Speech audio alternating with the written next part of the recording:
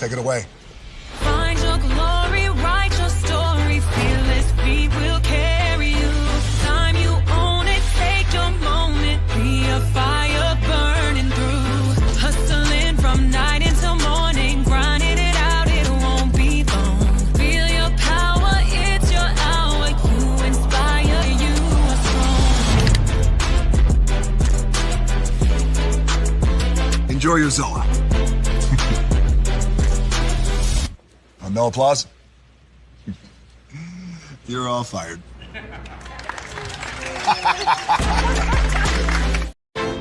Now that you've reached the stage in your life where quality television is important, Nubian TV is a black network that speaks to your lifestyle. Nubian TV is the world's first digital network devoted to the upscale and political lifestyles of black people. Nubian TV's programming includes politics, travel, fashion, food, automotive, arts and culture, civil rights, music, and more. Watch now on Amazon Fire TV, Roku, or watch globally at nubiantv.net. Nubian TV, it's what you want to watch. Now that you've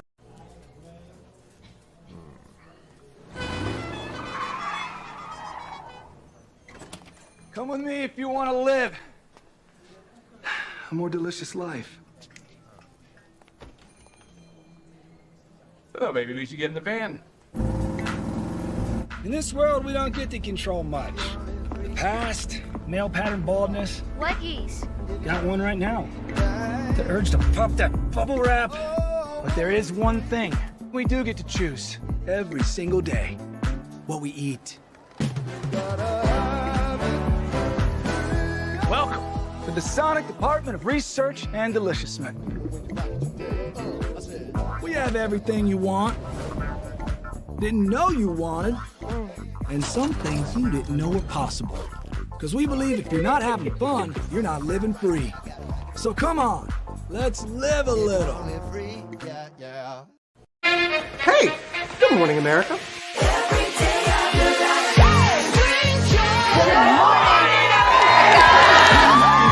Good morning, America. Good morning, America. Good morning, America. Money! Are you ready? They are ready. Covering the biggest events in the country right now. There's a lot going on here. It's always a good time. That's what the show's about. That's good. Really good. Very good. Coming in hot, Jimmy, coming in hot. It's far from elementary. Oh. Good morning, America. I'm not going to try to strut like Michael or anything. I haven't known George a long, long time. Have you ever gotten him to dance? Sure. Look at that face. You don't just see it, you feel it. I'm in. I'm in. I'm in too. I'll be there. I am here and so happy. I'm in. I'm in too. I'm in. That tells you something when Snoop Dogg's in. Michael, George, Lara, Ginger.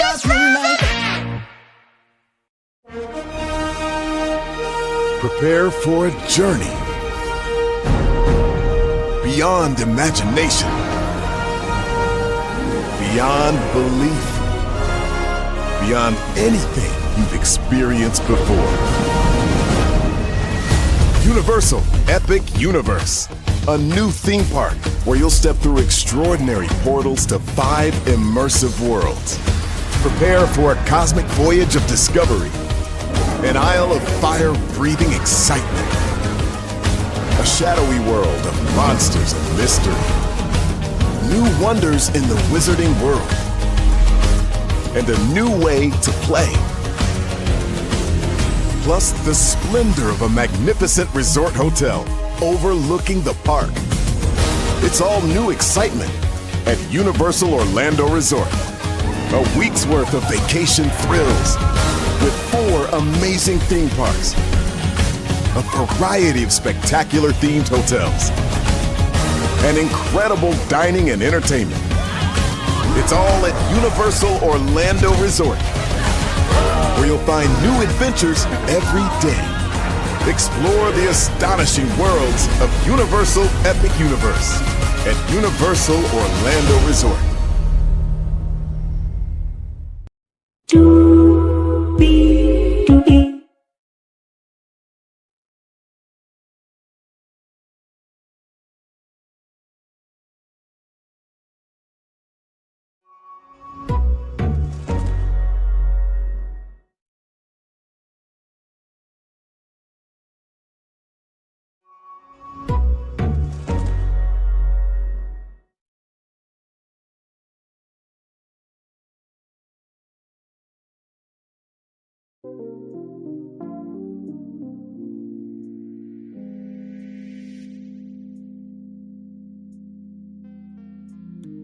Well, hello to you,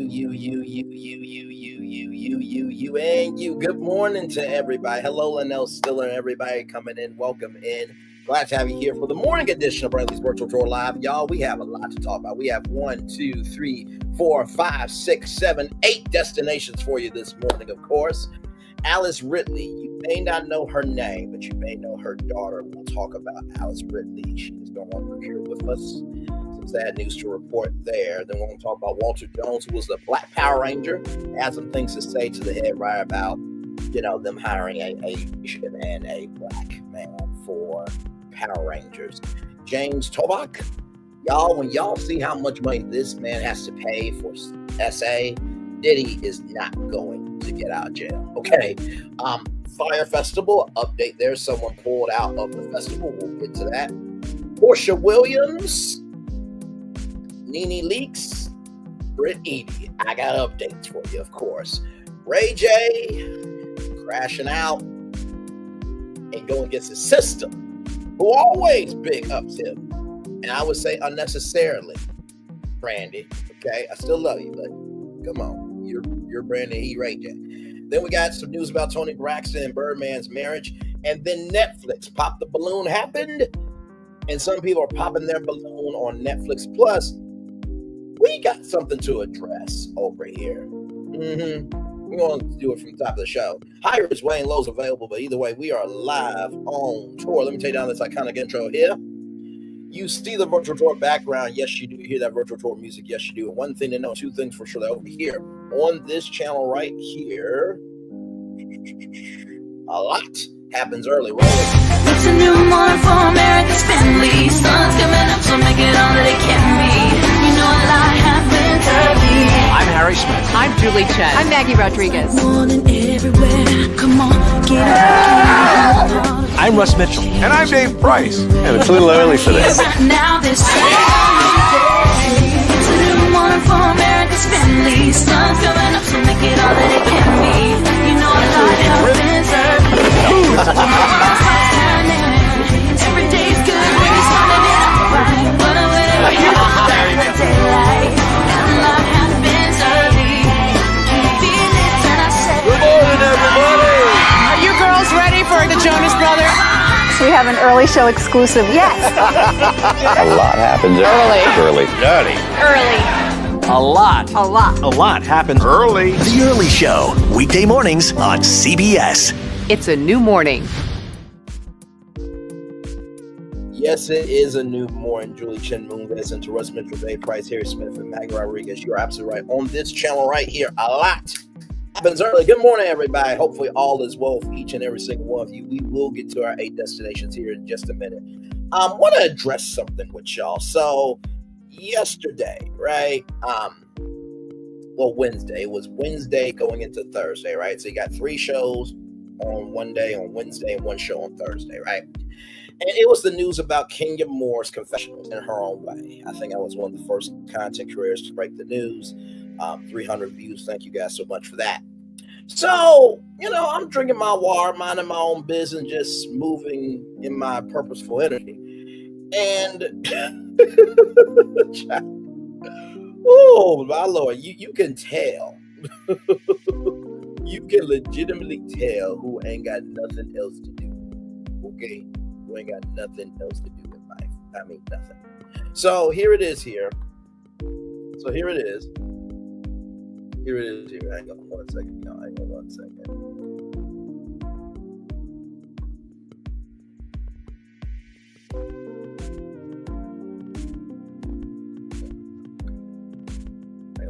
I'm going to flip it to this for just 1 second here because I want to show y'all something.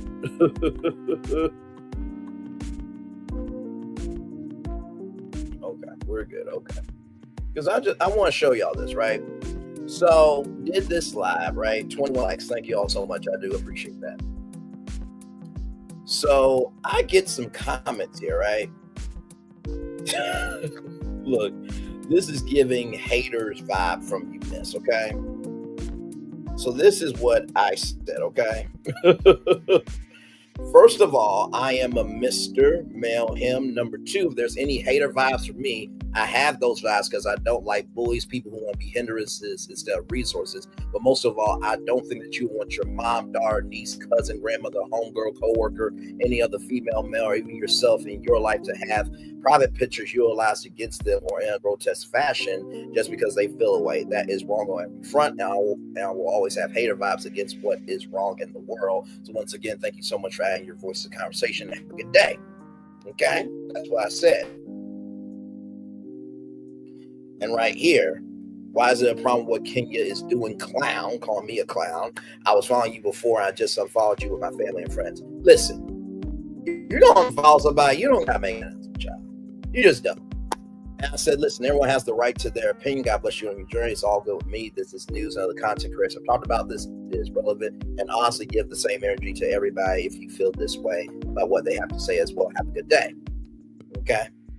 So then this one right here, let me see if I can make all the comments happen.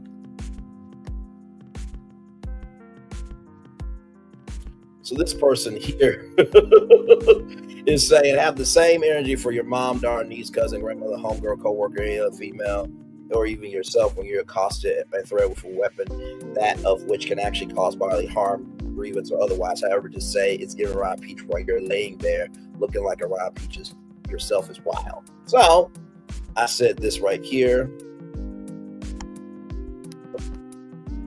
Right, there it is. And always, well, I do think that people are really losing their minds on the fact that two things can be true at the same time. That it is wrong to be threatening with a weapon. Also, revenge is not cool. So obviously, you're feeling some type of way off of a moment. This is trending news. I would say give that energy to everyone else who feels the same way. Have a wonderful day, and God bless you on your journey. In addition, I did address what Britt said, and she was dead wrong. That was uncalled for. You just didn't see it, but I did address it. So, because we have receipts on our channel quite often, I want to showcase that receipt right now, okay? For all the Team Toro fans that want to get big mad, and everybody who wants to stand up against Revenge P. Because you know who else is standing up against it? Fyre. He said what Britt Edie did was dead wrong. So are y'all going to give that same energy to Fyre? Here's the receipt of me saying that Britt Edie was dead wrong. Here we go. So while Brittany Edie was dead wrong for what she said, I'm going to play that 2 more times. So while Brittany Edie was dead wrong for what she said, 1 more time. So while Brittany Edie was dead wrong for what she said, unequivocally, Kenya Moore still did Revenge P. We're not negating that for shit. So I just wanted to just kick that off at the top of the show, okay? Because I'm just like, what we're not going to do is tell me what I need to do and not do on my channel. And then Nikki News came in and she said, I've always been Team Toro. I'm going to support Kenya and watch. Thank you for the update. And I said to her, well, you know, I've always been for right and wrong is wrong. And I always give love, grace, and space for people to come to the channel and have their opinions. Cool. But I also call Brad as well for what she did. I would not want that to happen to anybody. That was my point. So thank you for always seeing me, and thank you for being good people. Love you very much. Absolutely, I agree. 2 wrongs don't make a right. This will be very interesting. I say it will be very interesting. You know, if you look at the comments, you'll see how they unnecessarily thought I was hating. I was saying that I'm not really about I'm really not about being of justice, purposeful justice. I meant to say violence. But I am beyond done apologize for always showcasing the best of me and making ways in addition room for people that don't deserve my energy. Exactly, do you? I'm enjoying this live. So just wanted to address that from the top, okay?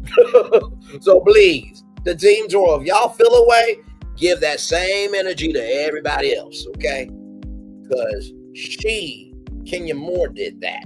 She went on Tamara Hall and said, I take accountability for what I did. I've elevated situations before, but looking back, I would not have done it. That's what Kenya Moore said. With that being said, let's get on to the rest of our destinations here. Just had to address that from the top of the show. Here we go from Deadline.com. Tan Alice Ridley.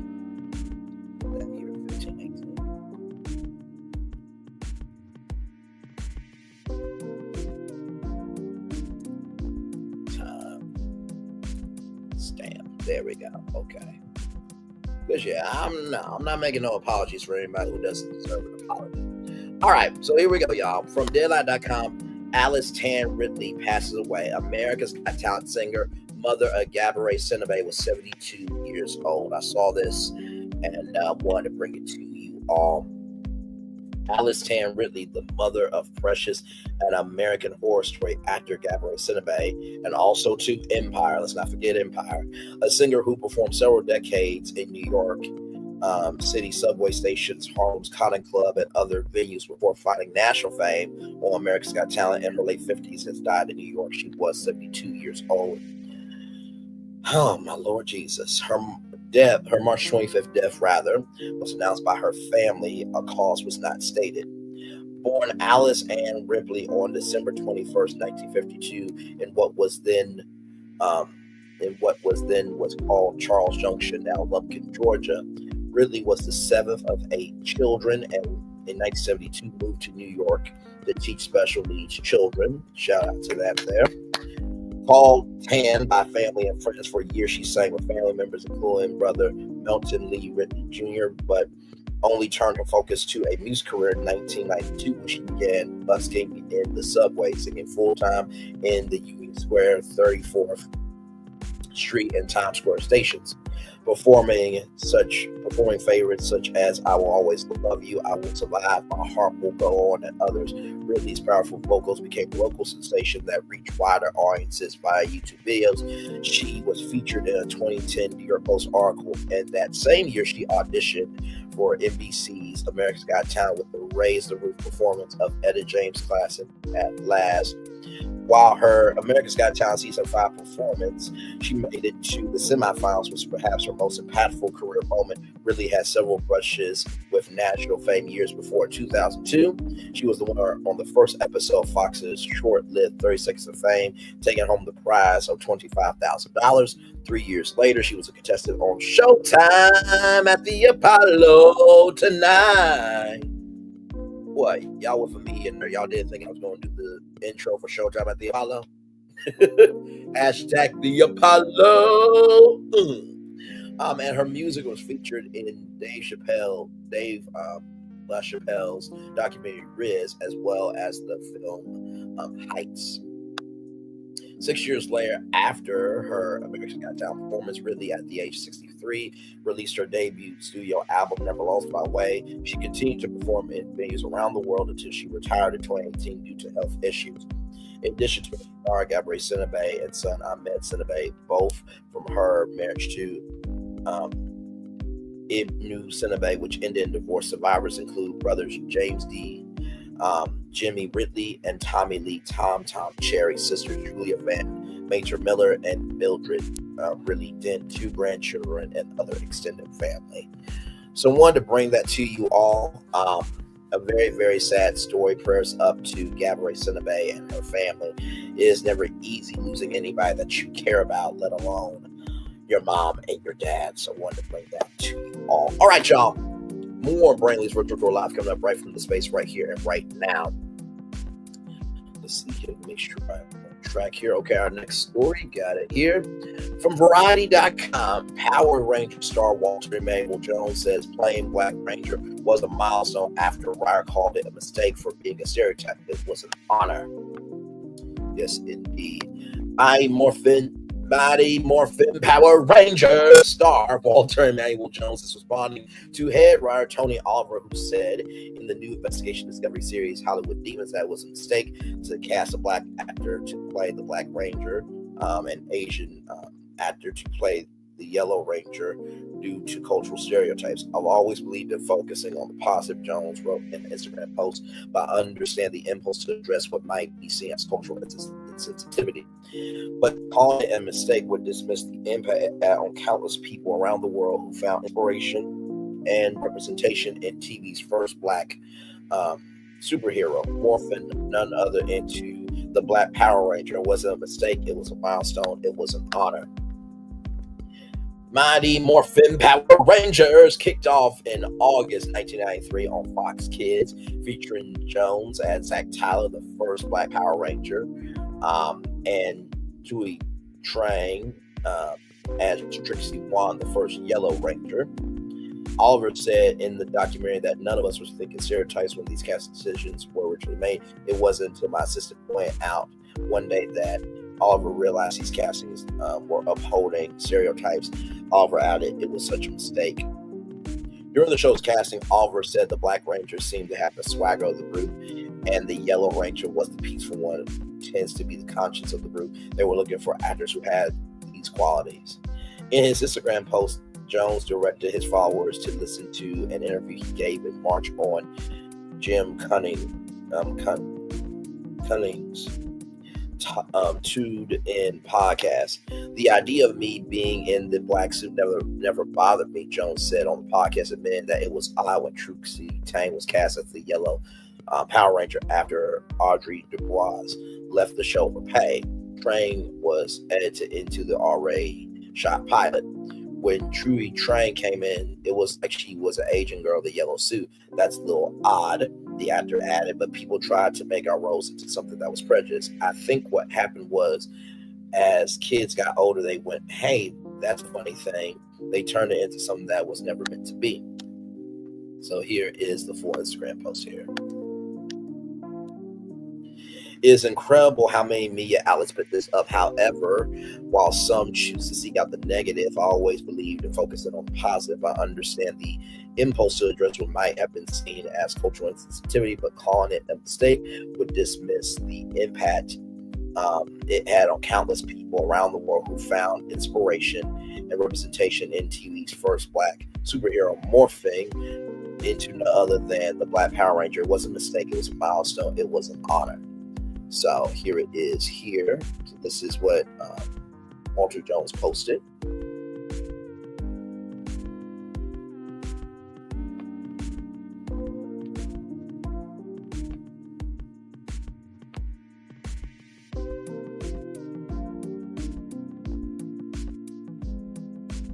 This is the podcast episode right here.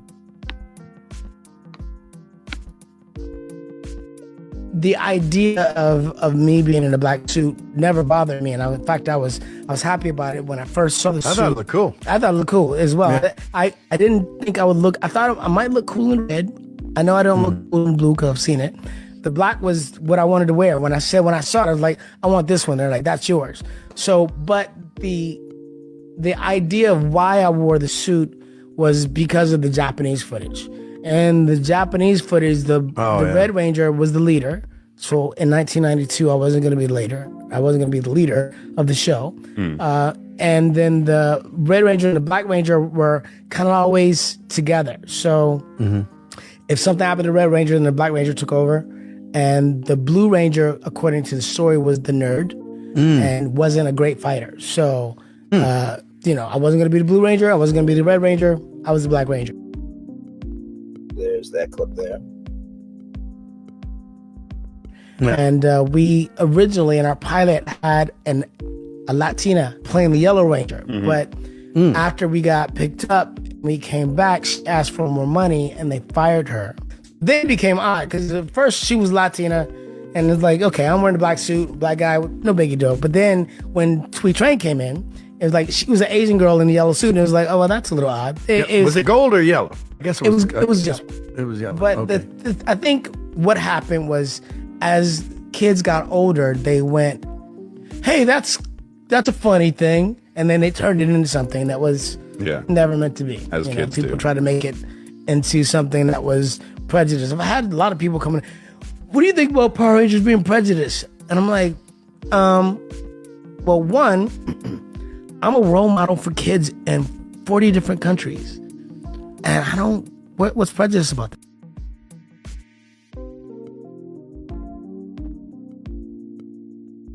Yeah, where's the bad news?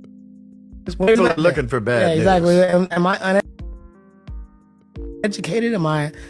Was I somebody that was not, you couldn't be proud of? So for people to be able to grow up with me and go, oh, he is as equal to any other Ranger, and in fact stands out because he has his own style of martial arts, and he's also cool and got swag. Yeah, I and he's was a happy about badass. that. Yeah, he's a badass. Yeah, that's So, awesome. yeah, so that helps. Yeah, exactly. I thought that was very inspirational, and I know that it was because that's what I'm told every time. You know? Yeah. Like here we are 30 years later. That's great. Yeah, and these kids that were kids are now, you know, between 35, 45. I'm like, I got grown men coming to me that look older than me that are like, I grew up with you. You inspired me to be this. So it's amazing. Absolutely, indeed. Let me see if there's any more. Nope, that's the end of the article. So you know what? Shout out, first of all, to Walter Emmanuel Jones for, you know, owning up to the fact that just because you guys are defining it one way doesn't mean that's reality. And, you know, in the words of Martin Luther King Jr., our lives begin to end when we become silent on the things that matter. So shout out to Walter Jones there for making it do what it do for sure. Yes, indeed. All right, y'all. More Brandon Lee's Virtual Tour Live coming up right from this space right here and right now. Let's get it in. Let's make it do what it do. Y'all, when I saw this, I'm just like, ain't no way in hell Diddy is going to get out of jail, okay? And speaking of ain't no way in hell, You're Beyond the Gates, episode 29 after show is getting uploaded. And there is a disclaimer on it, okay? There's a disclaimer on it for a very good reason. If you saw episode 29, you know what happened at the end of episode 29. Leslie is going to get the smoke from me. And it's going to be visceral. It's going to be blunt. And I'm not giving no fucks. Okay? Just to give y'all a warning. Because like I said, I watch the episode, I take my notes, and I don't know what I'm going to say until I go into the studio and record it. So just give y'all a warning. I say that because what happened at the end of episode 29 on Beyond the Gates was fragrant, classist, and disrespectful, just like this piece of shit bastard is. James Toback ordered to pay $1.86 billion to women who accused him of sexual harassment. Yeah. From Deadline.com, more than 7 years after dozens of women accused James Toback of sexual assault, false imprisonment, coercion, and psychological abuse, a New York State jury today or yesterday awarded $1.86 billion to 40 of those women. The jury awarded a total $280 million in compensatory damages and $1.4 billion for punitive damages to the plaintiffs. The lawsuit was filed under New York's Adult Survivors Act, which opened a one-year window allowing survivors of SA to file civil claims regardless of how long ago the abuse occurred. This verdict is about justice, but more importantly, it's about taking power back from the abusers and their enablers, and returning it to those he tried to control and silence. Brad Beckworth, lead counsel for the plaintiffs. Oh my God, RuneScape is still around. My Lord Jesus, I was just talking about that with somebody. Today, a jury from the greater New York community spoke very clearly and sent a message that reverberates far beyond this courtroom. No one is above accountability. The movement is not over. There is more work to do. Toback is the director among other films. Two Girls and a Guy was Oscar nominated for writing Warren Beatty's Bugsby, and most recently wrote and directed The Private Life of a Modern Woman, starring Sienna Miller and Alec Baldwin. Actress Mary Monahan, lead plaintiff who helped launch the case, said, "This is not just it is validation. For decades, I have carried this trauma in silence, and today a jury believed us. That changes everything. This verdict is more than a number. It's a declaration. We are not disposable. We are not liars. We are not collateral damage in someone else's power trip. The world knows now what we've always known.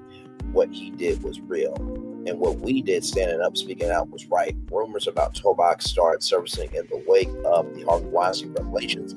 Actress Selma Blair in 2017 retweeted an article in the Huffington Post titled, "James Toback gets us. He truly gets us in the private life of a modern woman." Blair added a one-word commentary, ironic. Among the women on the record with the LA Times, Los Angeles Times 2017 was Louis Post, guitarist and singer for rock band Veruca Salt. I'm guessing that's off of Veruca Salt from Willy Wonka and the Chocolate Factory there. Star Rinaldi, inspiring actress approached by Toback 15 years ago in Central Park, and new actor and playwright Karen Scalar Watson. I lived in New York City for 32 years. This is my home, says Scalar Watson in a statement. Today's verb makes the city safer for every woman who calls it home. We're drawing the line in the sand. Predators cannot hide behind fame, money, or power. Not here, not anymore. Oscar Ware and Juliette Moore later shared her own story.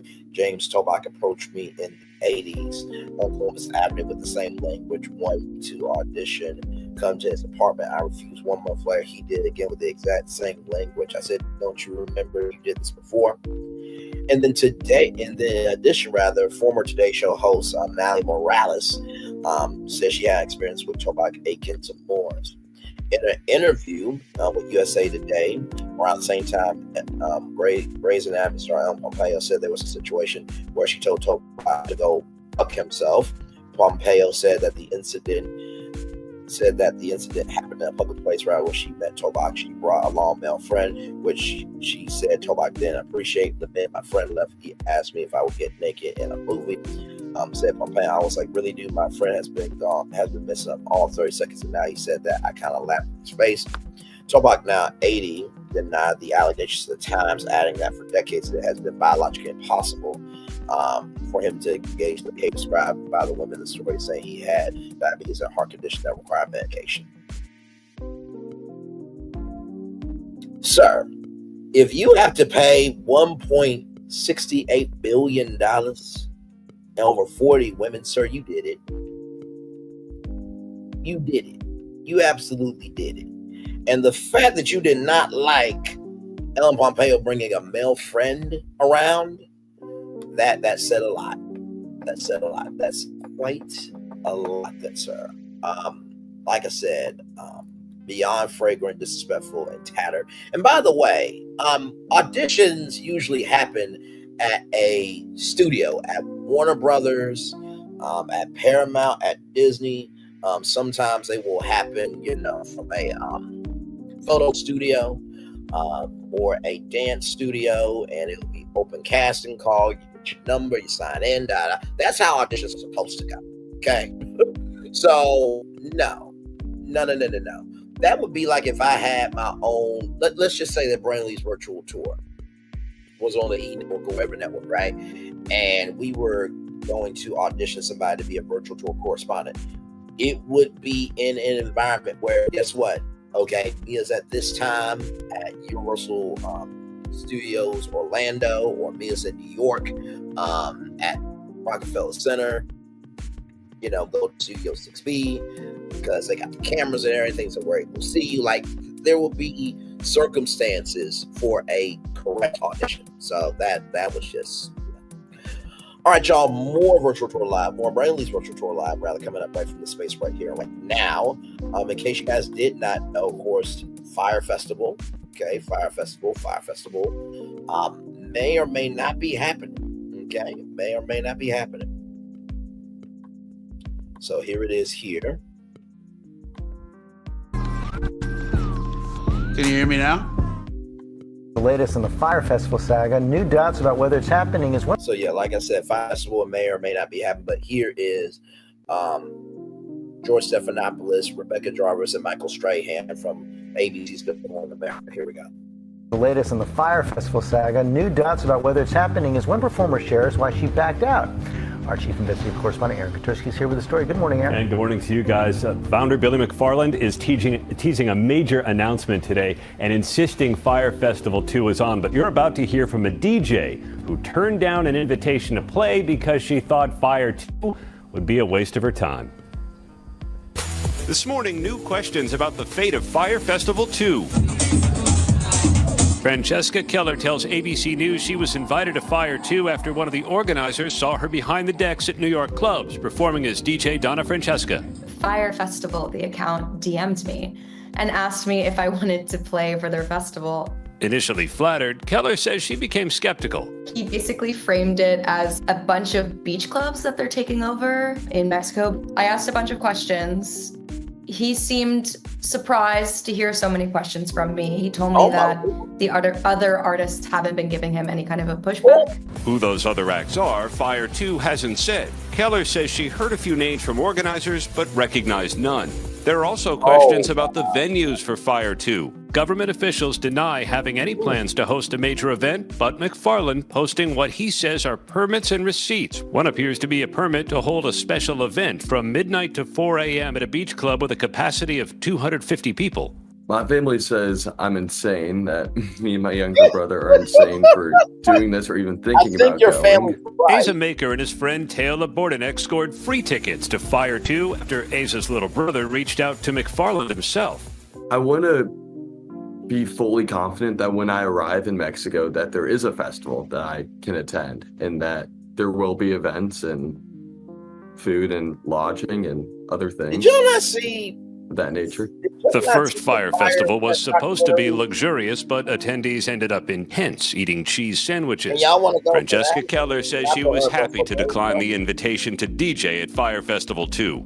My theory is that if the festival even happens, if they can get this amount of money, it's going to just be a really chill, boring little beach club moment with some people. I don't think it's going to be anything interesting, and therefore that would be a waste of my time. We're awaiting McFarland's major announcement, but his teaser says this is getting wild. Need top TV producers. We're documenting everything, guys. Chill and boring. Sounds great. You want to go? I'm glad you're going. I'm glad you're on this beat, Aaron Katursky. I can't wait for chill and boring. There it is there, y'all. Oh, my Lord Jesus. Like I said, oh, my God, I'm on GMA. Look at y'all. Listen. Ridley is on GMA's YouTube channel. Look at that right there. See, optics, people. Optics. Okay. All right, y'all. More Brainley's Virtual Tour Live coming up right from the space right here, right now. We're going to take just a little commercial break. And when we come back, we got some updates for y'all, okay? We got Porsha Williams, we got Ray J, we got Toni Braxton, and we got Netflix. A lot more to come. We are live on tour. Like I'm sure subscribe. We'll be back right after this. Roll it.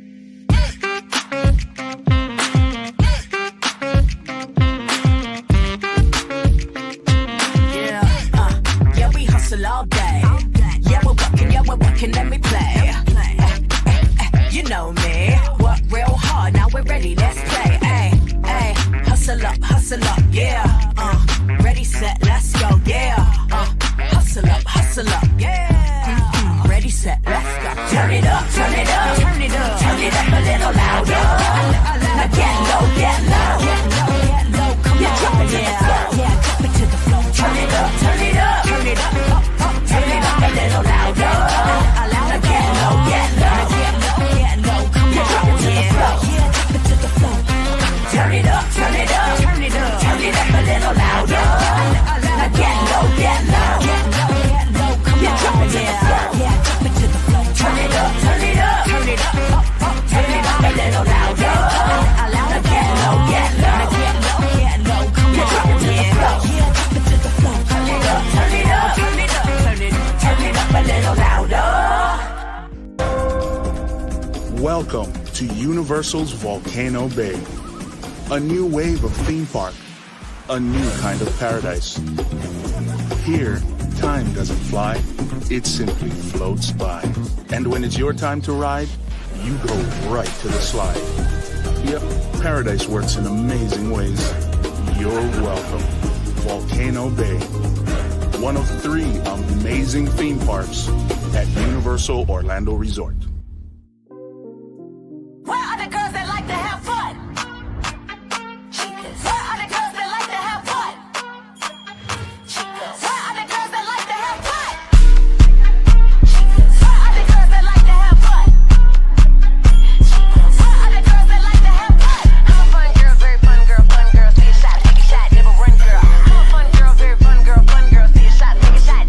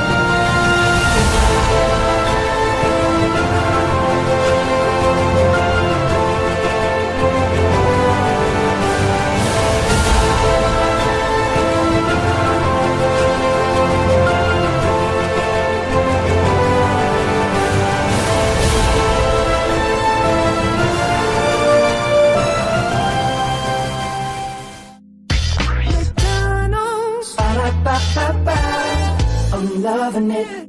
McDonald's. I'm loving it. I love you so much. I had to tell you twice. Welcome back into Brantley's virtual tour live. Glad to have all of you here. We kicked off the show rather by addressing the fact that, listen, everybody got the right to their opinion. While what Britt Edie did was absolutely dead wrong, Kenya Moore still did revenge P. There were some commenters in my, replay of my Kenya Moore live that tried to try me. Okay.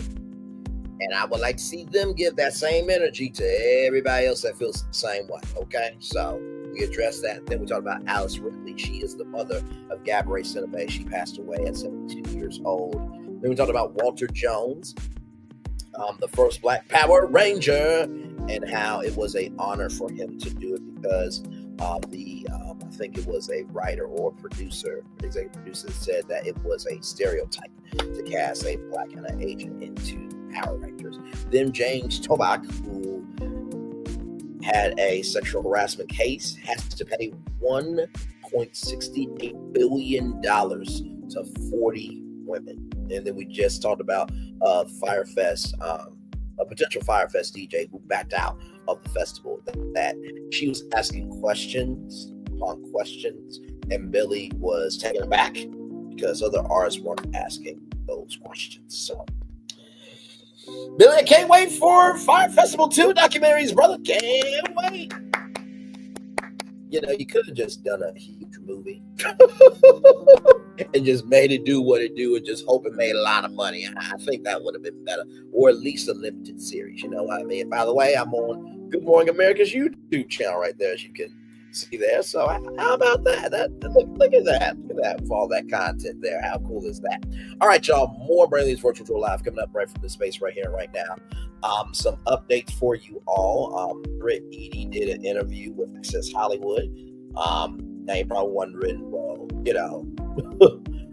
why in the world Access Hollywood? Well, Access Hollywood is owned by NBC Universal. So there is that there. Okay, so I'm gonna pause it. I'm gonna stop and pause it so we can make it do what it do. But yes, indeed. So here we go. This is from Housewives of Nightcap. Okay, so here we go.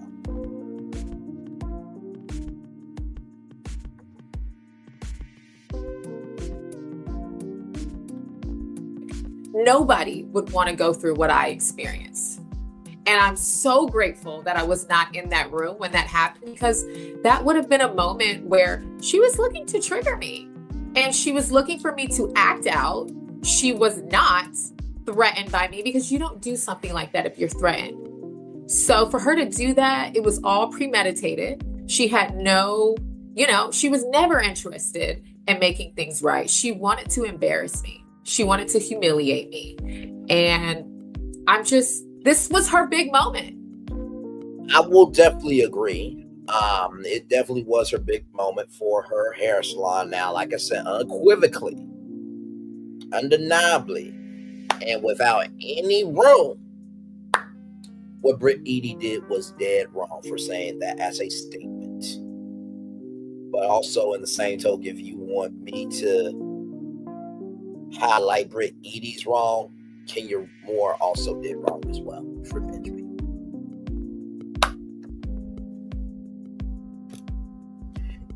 You said you are that B, is that B, and will always be that B, but yet you spend the majority of your time talking about another B, and you ruined your whole spa opening just so you can be right instead of being still, moving accordingly on your purpose, and not screwing yourself out of your bag.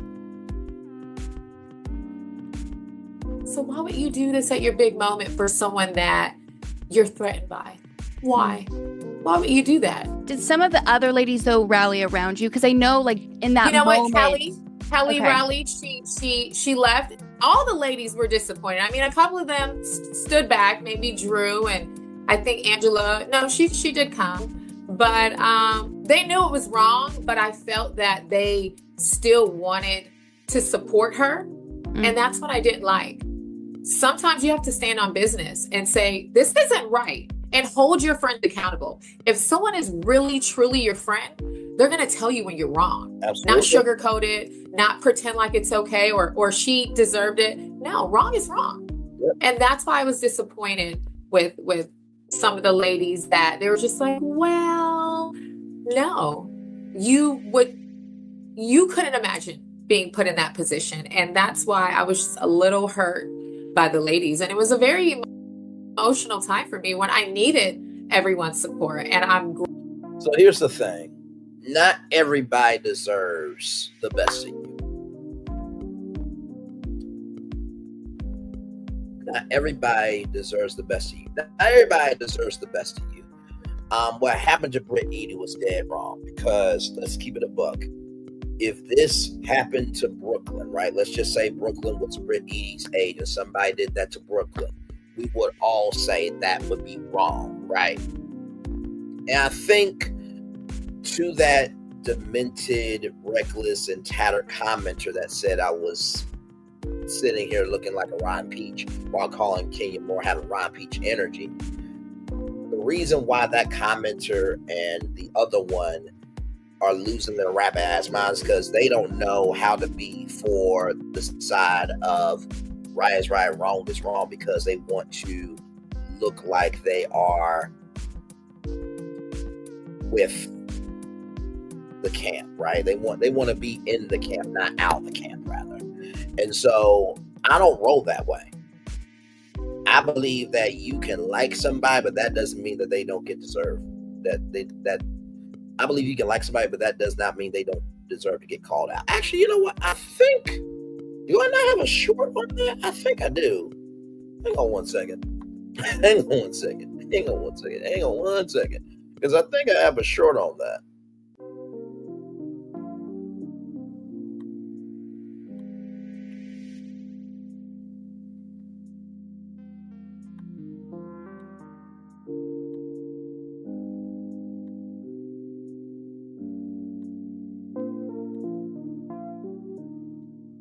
I think I do.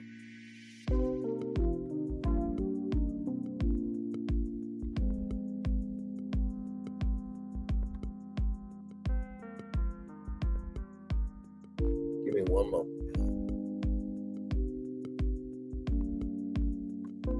Because it's just like, no, we're not doing this. we're just not doing this. I'm not here for it. No.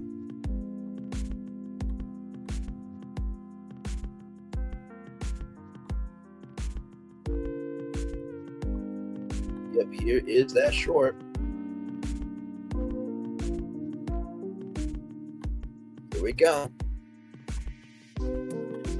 Lord Jesus Christ. Here we go. Just because you like that person don't mean their ass doesn't deserve to get called out for shit. Whatever we don't confront, we allow. Some of y'all don't like confronting the truth because you allow lies. Just because you like that person don't mean their ass doesn't deserve to get called out for shit. Whatever we don't confront, we allow. Some of y'all don't like confronting the truth because you allow lies. Just because you like that person don't mean their ass doesn't deserve to get called out for shit. Whatever we don't confront, we allow. Some of y'all don't like confronting the truth because you allow lies.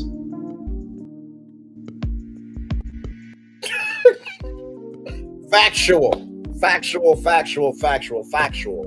for sure. And you know, honestly, this is how I see Team Twirl. This is how I saw those two people in the comment section trying to try me, but they failed miserably, just like their existence is a failure. And listen, I wish everybody were well, but also I just hope that the energy you have for me with Kenya Moore, you give that energy to everybody else that feels the same way. Here we go. Thank you. Oh, by the way, let me refresh this here. So, for those of you who don't know, this is from Greenleaf, and this is one of the pivotal moments where Lady Mae and Mavis are talking about, Grace. And something happened to Grace. She was touched. I'll just put it to you that way. So this is Team Twirl. This is those two people in the comment section tried to try me, and this is everybody else that just want to be on the side of right. Here's me, all the same people, all the people that can call out the bullshit and stand on business. Here we go. Sorry. We're live on tour, y'all. Okay, y'all, here we go. You tell me, you childless whore. What do you know about mother? You don't know a thing about motherhood. Who are you to take me to task like this? Who are you? Why didn't you say something? Why didn't you say anything? Why didn't you take your daughter to the police when Grace told you 20 years ago? Why didn't you? I'll tell you why.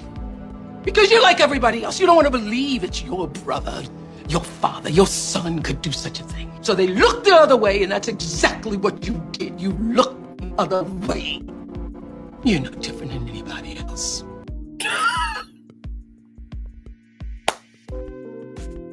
What you want me to do? What you want me to do? What do you want me to do? Like I said, if it doesn't apply, let it fly. But if you let it fly, it must apply. Like I said, do I hate those two commenters? No, I don't. They have the right to their opinion.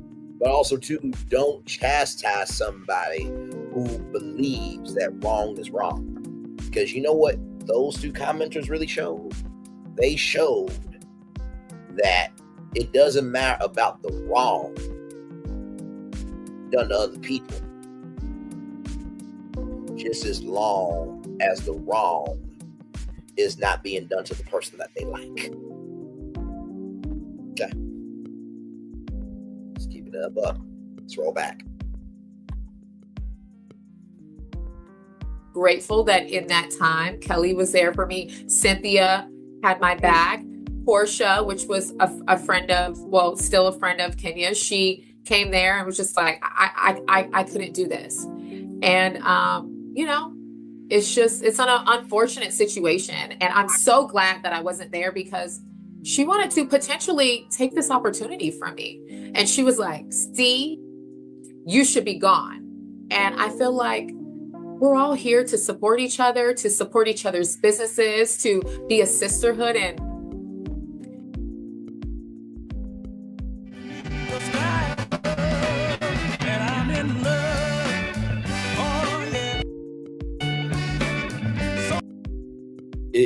it's the black girl for me. it was disgusting. You brought up Kelly and how she was supporting you, but I found it interesting, her recent Instagram post. I don't know if you saw it. I saw it. But she posted photos from that night, including one with Kenya, and then a meme that said defending somebody and then experiencing why nobody likes them is so humbling. What is it's crazy. So I just want y'all to see what she said, and also too, Britt said that Kenya Moore is not the victim here, and Britt Edie is right. Kenya Moore is not the victim here. Britt is. Like I said, what Britt said was unequivocally disrespectful, dead wrong, every word that you can think of for out of line. In the same token, Kenya Moore did what she did to the point where Bravo, the network, said, no. Your seniority does not outweigh your humanity and how you should treat people. And to that point, got some more updates for y'all. ForMediaTakeout.com, here we go. Roa's Porsha Williams claims, is that a sure? I'm not even willing to ask. That looks like a hurt foot back in the day, but okay. That just caught me off guard. Roa's Porsha Williams claims Kenya Moore showed underage pics of Ridley. Yeah. The feud between Real Housewives of Atlanta star Porsha Williams and Kenya Moore has taken a dark turn after Porsha claimed that some of the pics Kenya unveiled at her spa event were of an underage Ridley. Porsha left fans the show puzzled when she appeared to throw away her friendship with Kenya over the Revenge P incident, but a new YouTube video, Porsha revealed another housewife had tried multiple times to get Kenya booted from the show. Absolutely no one on the show gave me anything. Stop using my situation for clickbait, Kenya wrote in the clip's comment section. And right here, and literally, that's how quick the conversation was. 2 seconds, Kenya posted it. Right here, 2 seconds. Porsha responded. By the way, shout out to the name of the talk as well. That's a lie. We talked day and night. I personally went to network/production and fought for you before you showed her underage explicit pics. I also went after as well because I was hurt. You had to leave. I checked on you because I cared and care. I'm not your enemy at Kenya.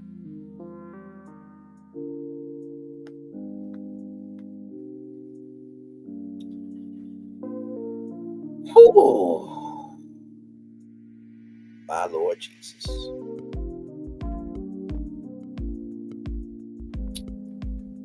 Porsha got wind of her comment and reply making some shocking claims. The thing that I just read to y'all.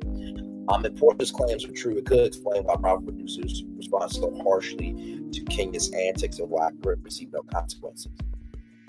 She sold them as a part of OnlyFans subscription, then sold them as PPV, paid per view, I think. And then people leaked them. That still doesn't give them the right. Right? I mean, you have the right to see it from that platform, right? So, and if you utilize that in any fashion than that, then it can be revenge beat. And that's what Kenya Moore did. Like I said, once again, unequivocally, what Britt Edie did was dead wrong. Even Kim Fyre said that. Other people have said what Britt Edie did was dead wrong. Kenya Moore, she did what she did to the point where Bravo said, we're done. And then on top of that, this is the thing that I don't get about Team Twirl. Y'all will twirl for Kenya, but you won't twirl on business, because Kenya Moore went on the Tamron Hall show and said that I take accountability for what I've done. And I've escalated situations before. And I should not have done that. That's what Kenya Moore said on the Tamron Hall show. So y'all gonna give Tamron Hall that energy too? See, that's why I get pissed off. It's like, oh, I got it. So you're gonna go to the little people because you can't call out the big people. Got it. God, you want some applause for attempting to try and fail? What type of cookie? Child. On Twitter, social media, after Porsha's allegations, fans think their friendship can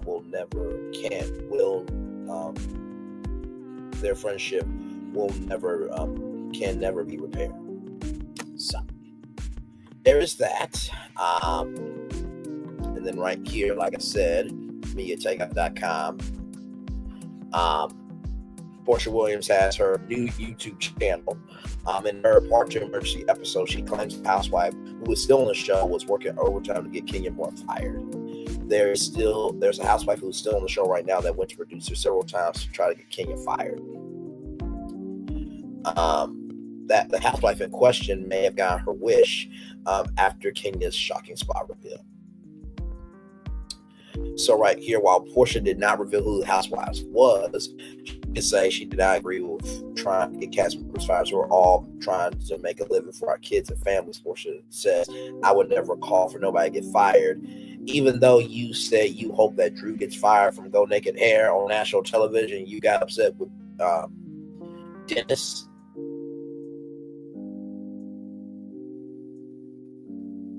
For working with Drew, even though y'all are both single. Okay, child.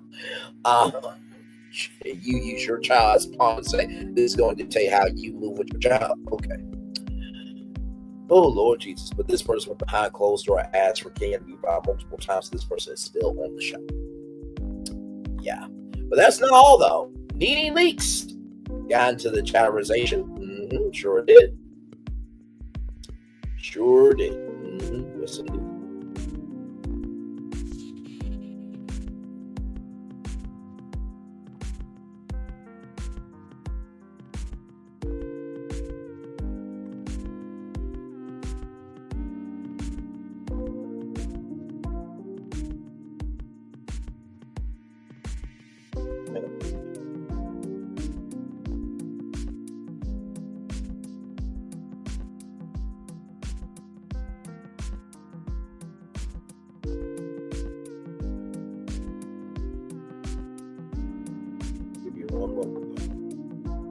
Here we go. Shout out to Kim Pyre, by the way. Here we go.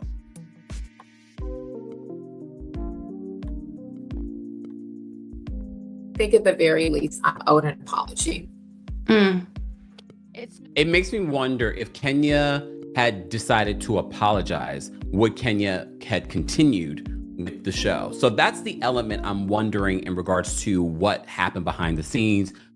After the investigation, there were rumors that Kenya did not agree with the investigation, and that's why she parted ways with Bravo. That's why a lot of people are saying, oh, she wasn't fired, she decided to leave.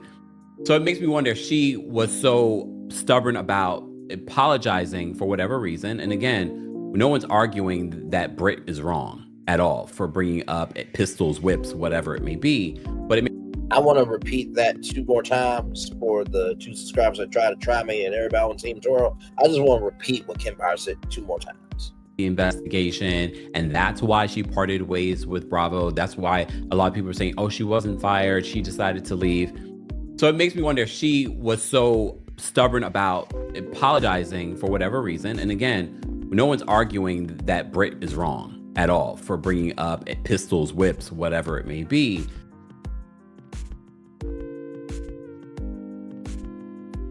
One more time. We wonder if she was so stubborn about apologizing for whatever reason. And again, no one's arguing that Britt is wrong at all for bringing up pistols, whips, whatever it may be.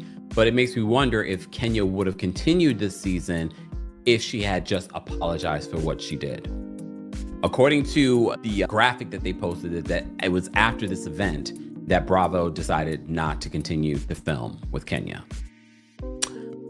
All right, so Nene Leakes is now chiming in. I am surprised that Nene is chiming in, but as you also know, Nene and her lawsuit against Bravo and NBC Universal has since been dismissed. They went into mediation. Mediation is over. She's back in Bravo's good graces. She is working with NBC Universal, more specifically E, which is under NBC Universal. And rumor, I told my London audience during the By the way, to Kim Pyre and everybody else, E was under NBC Universal. They spun off E, Sci-Fi Network, Fandango, the Sportsnet, USA Network. They keep in Bravo. We talked about this here on Virtual Tour Live. So E and the Golf Channel as well. All those networks are in a new company called Spinco, along with MSNBC and CNBC. So E is a new company called Spinco. Okay, so they could be potentially sold. But originally, E was under NBC Universal, just to give Kim Pyre all your context. Okay, here we go.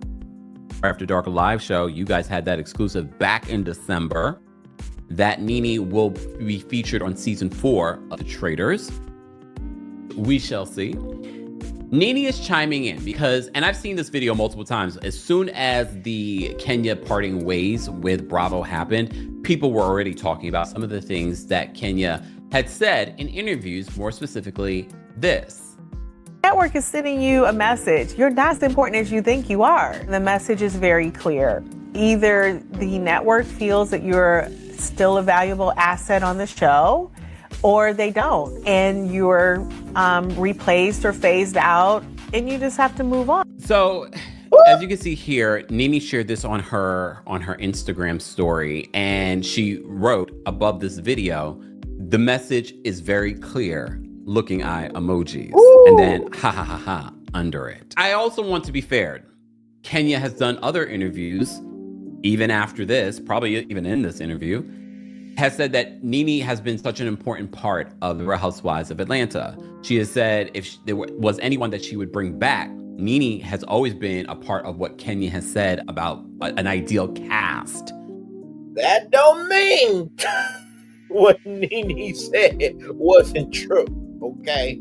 But I get your point, Kim Fyre, and Kenya has said that about Nene, okay? But I also don't blame Nene for feeling away. Like, you said this back when, and now look where you are. A lot of people have made that correlation when it comes to Kenya. You had so much smoke for Nene's departure and how she departed, and now you're departing this way. Yep. Even word on the streets that you were considering legal action, allegedly.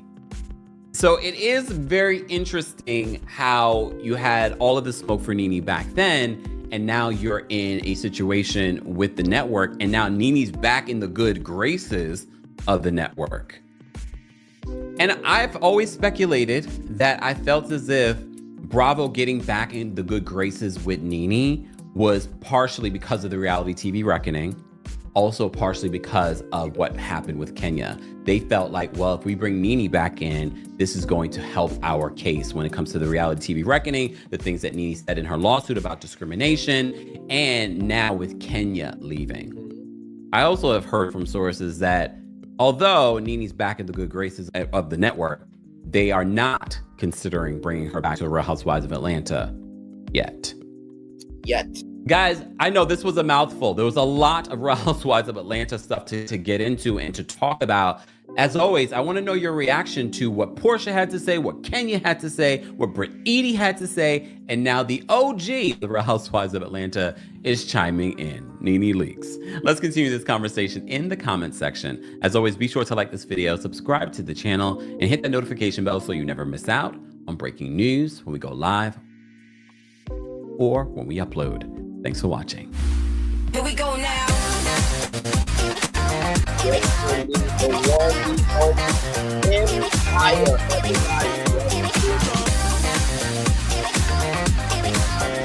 the way, let me just say, like, man,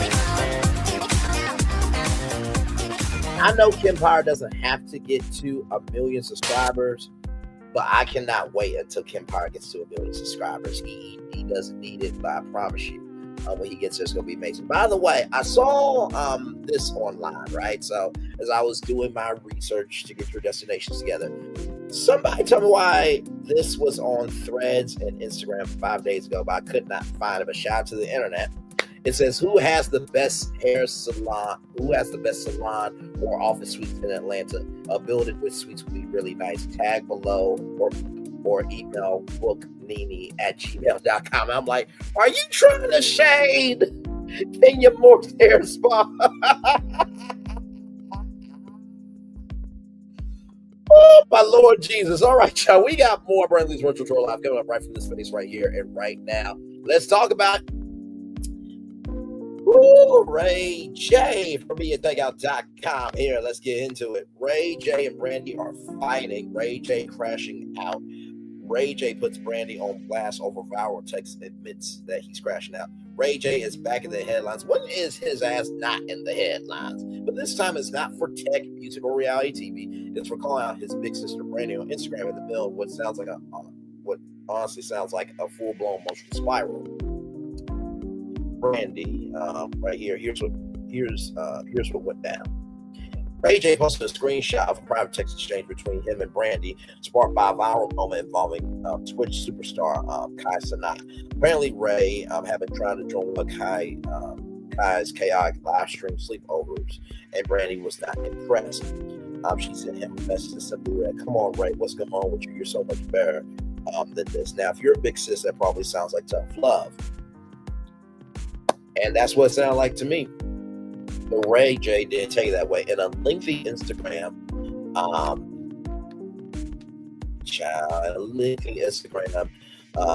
Caption Ray J accused Brandy of hating who he is. They mean that he's been struggling emotionally and mentally. And yes, that is Ray J and Whitney Houston. I don't know how in the hell this happened right here. I mean, Ray J. Let me flip it reverse rewind back. Bobby Brown is bigger than Ray J. Okay, I said it. Let's roll on. My sister hates who I am, and all I'm doing is being myself.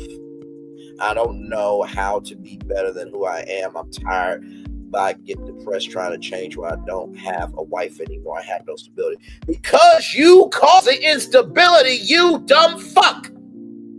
You don't have a wife anymore because of your motherfucking ass bullshit.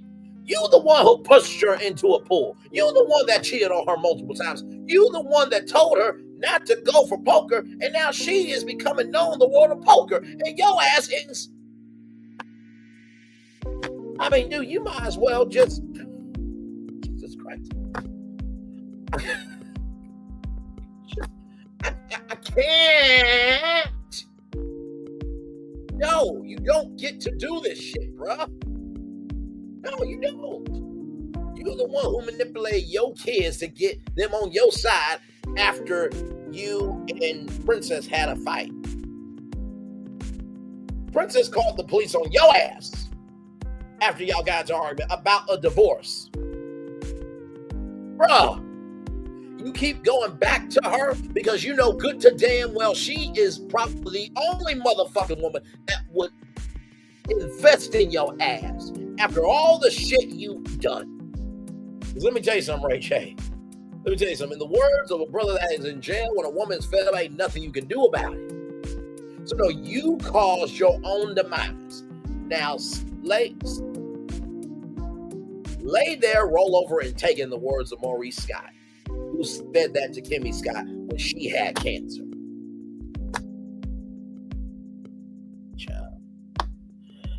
He wanted to say he's grinding for his kids, Melody and Epic, and said flat out, if it wasn't for you, Melody.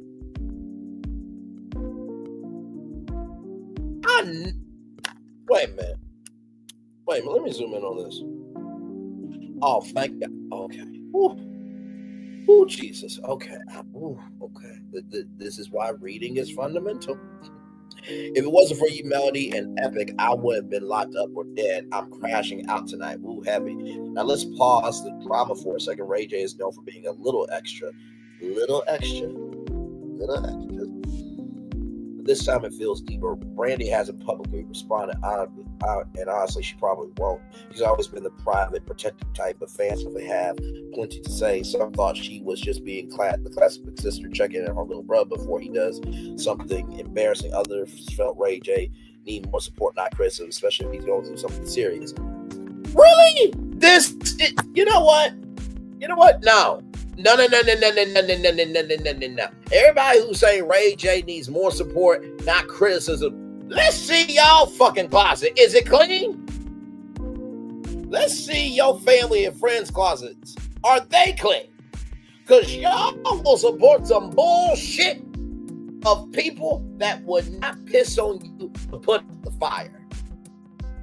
But yet you would not stand for yourself, your family, or your friends in real life. Cut the bullshit. Damn.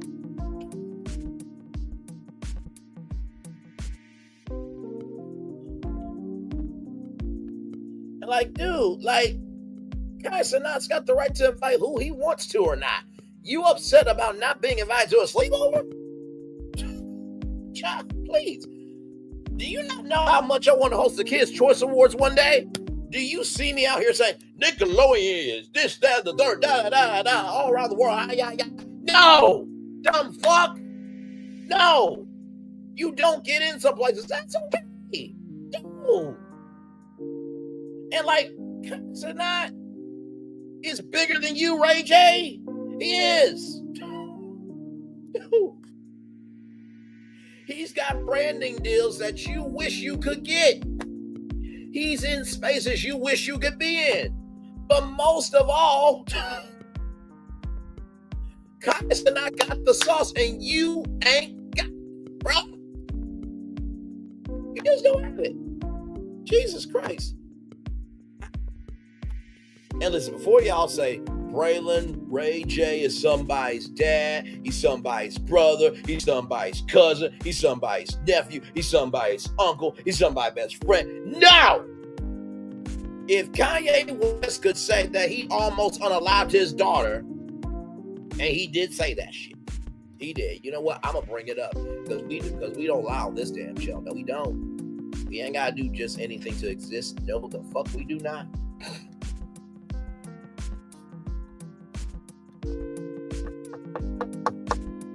Because y'all don't cut the bullshit with me.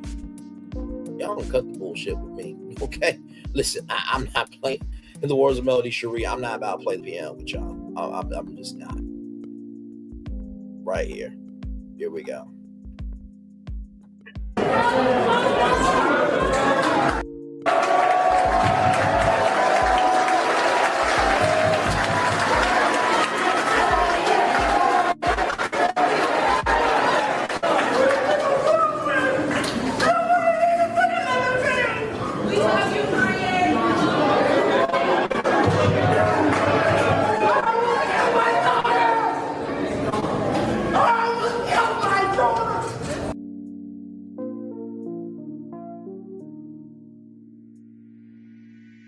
Wore a black Triple K hood on an interview with PD Epidemics. As for a sticker chain that he wore in the interview, has a World War III album with a track dedicated to Jesus, Diddy, and Mustache Man. Said to kids, I want to shave your heads and lock you in cages. Relieved himself during a meeting for a horticultural program about his academy. Didn't believe in cleaning products, so there was mold and mildew. There was electrical, fire and stuff because he didn't want to take care of the electrical. He's coming out with an album called Bully. Was with Andrew Tate and Tate brothers. He was with Andrew and Tristan Tate, which they are under investigation for sex trafficking and prostitution. And Northwest was going to go with Kanye West for a visit until Kim learned that the Tate brothers was going to be there. And y'all defend this dumb fuck and Ray J. Shut the fuck up. Y'all will not allow that shit in your own life for your family and friends. Quit defending people who don't fucking deserve it. Our lives begin to end when we become silent on the things that matter, in the words of Martin Luther King Jr. And I'm not here for it. Not here, not there, not anywhere. Brainly, I am. Made no damn sense. Your ass is upset over a fucking damn sleepover. Really? Have you not seen what's been happening in the world, Ray J? I mean, I know you got your cute little news show.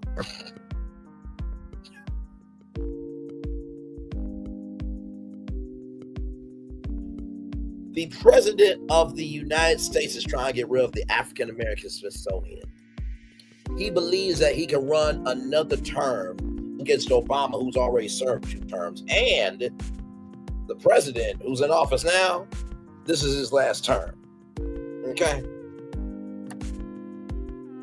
And not to mention, too, Doge has cut through so much BS. Okay? To the point where, shout out to Fyre and Balance, Doge inserted new software for Social Security, and guess what? The software doesn't work. So now the portal is breaking down for people who get Social Security. The elderly, young people, a little bit of everybody who have paid into the system for years. So Ray J, we got bigger issues than you being fucking upset over a fucking sleepover. You dumb fuck. Jesus, just One fan summed it up perfectly. She's literally being a big sister. She just asked if he's okay, reminding him that he's better than the internet nonsense. Others weren't so gentle. Ray J is 45, acting like he's still on Moesha. This feels like a cry for help. I hope people close to him check on him. And this is not the first time Ray's behavior raised eyebrows lately. Last month he was seen at Philly Club with Trey Songz, who's a rapist, openly offering a budget of $5K to $10K to find a girl for the night. It gave midlife crisis and VIP and fans were not feeling it. Whether this was just another AJ attention moment or something more serious, one thing's clear: he's not okay. His post was more than just a petty sibling drama. And by the way, y'all, there has been allegations of Trey Songz being a rapist for a long time, and he had to pay a police officer because he disrespected a police officer by holding the police officer's wife in a hotel room. Now, before anybody says, well, why was the police officer's wife in the hotel room? I got you. That should not have happened. Once again, right is right, wrong is wrong. Some people talk about, some people be about it. Child, I can't. Let's just hope for Brandy. Let's just hope Brandy or someone close reaches out, close to him reaches out, because love him won't hate him. Ray J is still human. Yeah, he's still human, but good damn, own up to your fucking shit, bro. Seriously. All right, y'all, let's roll on. We got more Berlin's Virtual Tour Live coming up right from the space right here, right now. MediaTakeout.com once again. Toni Braxton and Birdman reportedly married last year and filed for divorce 2 weeks later.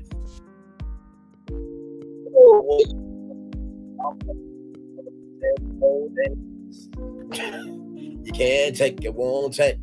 And you are on your own.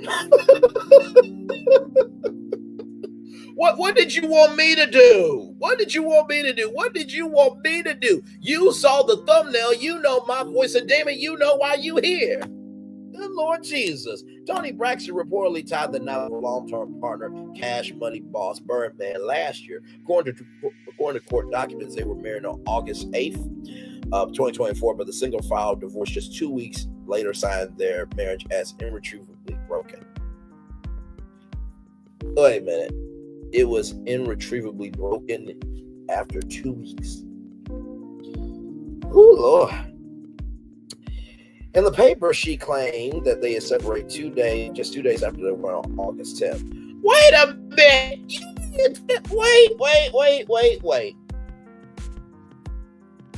So on August 8th, you were saying, unbreak my heart, say you love me again, uncry these tears, I cried so many nights, unbreak my heart, sweet darling, oh baby, I just can't go on. And then on August 10th, you said, he wasn't man enough for me. And yeah, now here's your chance. You already had your man. Come on, y'all. Come on. Really? So I'm the only one thinking the song references. You know what? Y'all gonna judge me this morning, okay? They separated 2 days after they were on my birthday, August 10th. Let's roll on. I can't. After months of separation, according to the paperwork, the singer decided to dismiss the divorce petition on January 25th. So they are still married.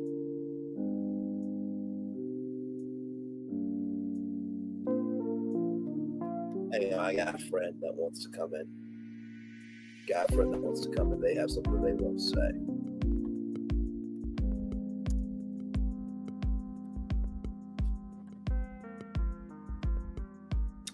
They're video calling me now.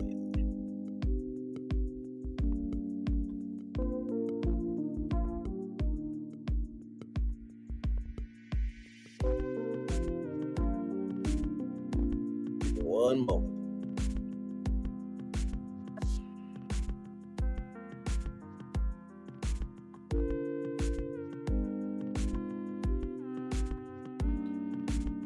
Well, my friend Cardi B, good to see you. What do you think about all this, my friend? That's suspicious. Yeah, it's fine. That's weird. You want to say that? That's suspicious. That's weird. That's suspicious. Yeah, it's funny. That's weird. Thank you, Cardi. Hopefully all is well with you, my friends. Good to have you on Bradley's Virtual Tour Live. Thank you so much. All right, let's get back to our destination here. Toni Braxton and Birdman first crossed paths in 2002, collaborating on Birdman's track Baby You Can Do It. However, it wasn't until May 2016 that their long-standing friendship turned romantic. Y'all, Toni Braxton is 56 years old. Oh, Lord Jesus. Look at the blackness on these people. They could have been in Bad Boys Ride or Die. You know what? If I was James Bond, I would not mind Toni Braxton being my Bond girl. Now, I know what y'all thinking. Brain was going to be Jill Scott on this thing up high. You're damn right it was going to be, okay? But obviously, I'm not a James Bond type because I'm black. And, you know, my Black Life Matters. So, you know, that's what Marty Marr and Big Willie's job is rather to be the bad boys and save the world, not me. I'm supposed to be at Command Central, making sure all the logistics is good. That's my love, my soldier, my life. She is my everything. Birdman told talk show host Wendy Williams back in 2018, maybe somewhere around there.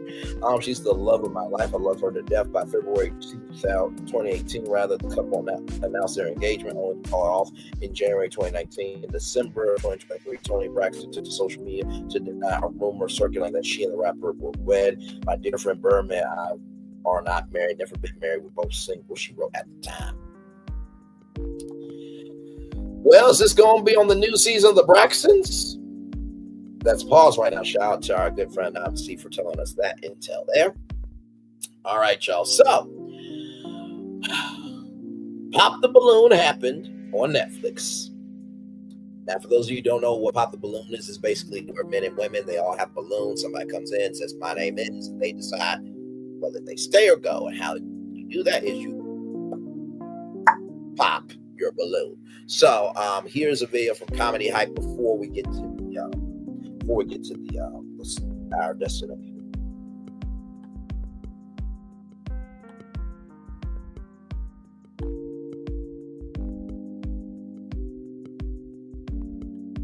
Reporting live from Hyper Clubhouse in Atlanta for Comedy Hype News, I'm Symphony Thompson. Over the last year, the world has been captivated by the viral dating series Pop the Balloon. The series, which began airing on YouTube in December of 2023, has amassed millions of views each episode, becoming a worldwide phenomenon, earning over 100 million views.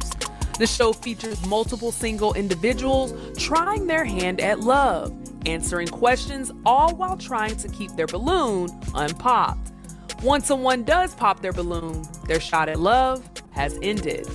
Well, it looks like Netflix has ran up the numbers and ordered a reimagined version of the popular dating show that will stream every Thursday night at 8 p.m. Eastern, beginning April the 10th. The Netflix version will be hosted by actress Yvonne Orji, who is most known from Issa Rae's HBO series Insecure.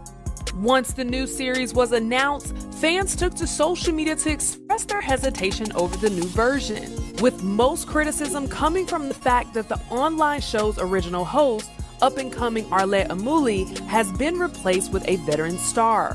When the news was reposted on Blex Media's Instagram page, one social media user would comment, "I love Yvonne, but Arlette should be hosting."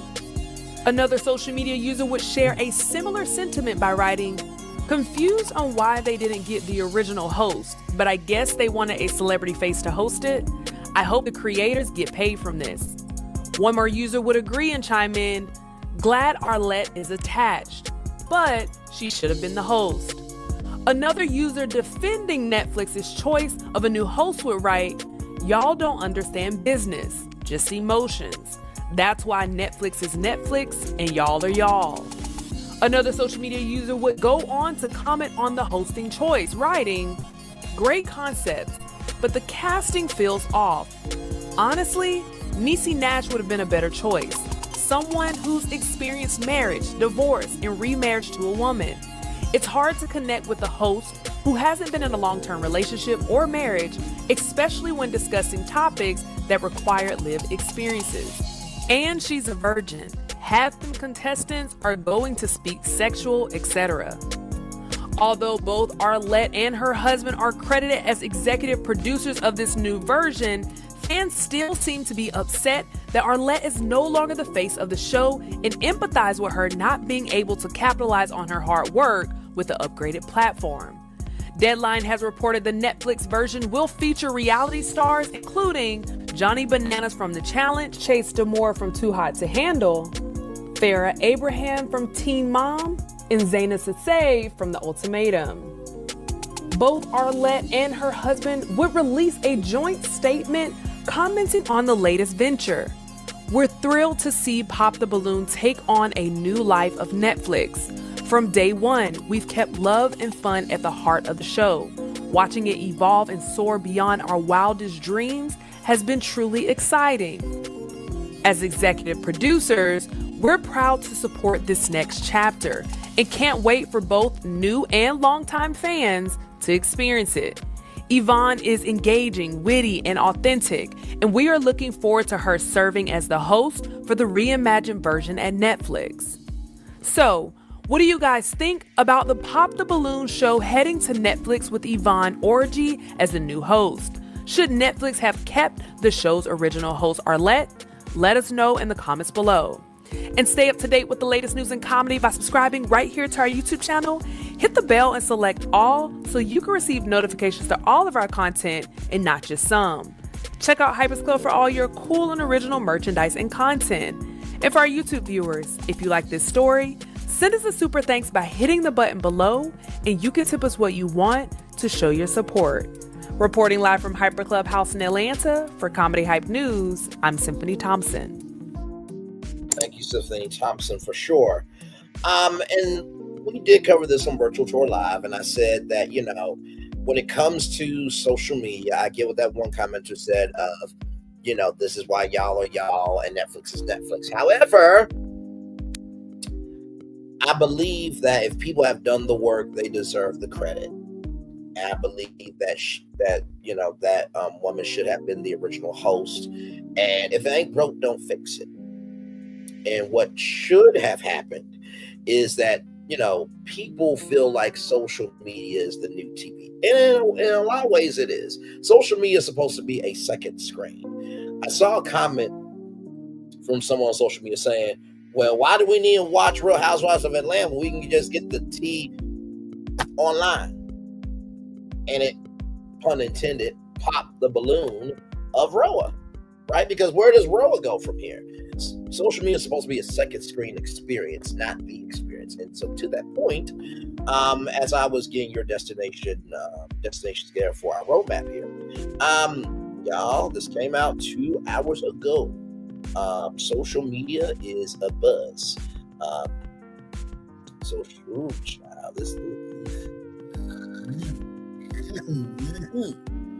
Right here we go. Viewers slammed Netflix to Pop the Balloon live over the lack of contestants. Part of the reason why Arlette's version of Pop the Balloon worked was because 99% of the contestants were just regular black folks, not fake influencers with thousands of followers. They gentrified the hell out of this show. Netflix would pay for their sins. I need y'all to cancel Pop the Balloon at Netflix. Y'all literally ruined the show. There are barely any black contestants at all, and quite frankly, it feels like a mockery. I know, like, gentrified pop. I don't like gentrified Pop the Balloon. Black people made Pop the Balloon, so I changed the formula that worked. Netflix. Binge worthy in the building here. I fear the ruined Pop the Balloon. I fear